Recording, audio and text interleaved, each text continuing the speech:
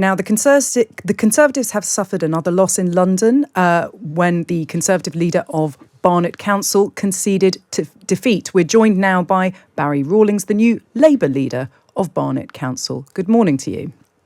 Good morning. Good morning. So, first of all, congratulations on your victory. Was this something that you expected? We were fairly confident that we had done enough to win, but the size of the victory is surprising, and it shows how much people in Barnet wanted change to happen. Do you think that people in Barnet, and we know there is a considerable Jewish population in Barnet, do they feel that the concerns about anti-Semitism are over within the Labour Party, or is this something that you will continue to address? No, I think there's probably still some work to do, but under Keir Starmer has made huge changes within that. So I think we have the Jewish population in Barnet is a big population. Its interest and its concern are, like anywhere else, family housing, good schools, a clean environment and so on. But Labour was tainted in the eyes of the community before Keir Starmer became leader. It has changed a great deal, and I think we've gone a long way towards changing the view. We've got several new Labour councillors, young Jewish councillors who wanted to represent Labour, who see a future in Labour. So I think, as I said, we have made great progress, but there is still some way to go.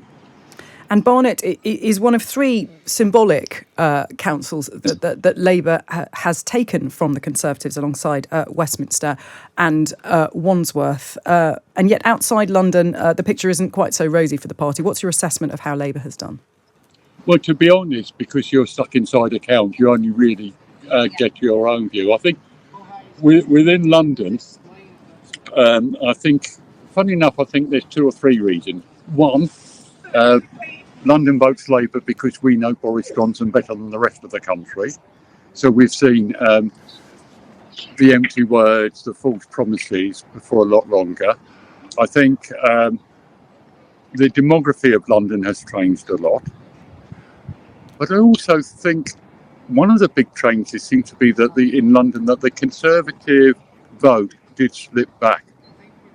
I don't know what's happening in the rest of the country, but I have heard that we've won in Southampton, we've won in Camberley, and so there are signs that Labour is back in different parts of the country.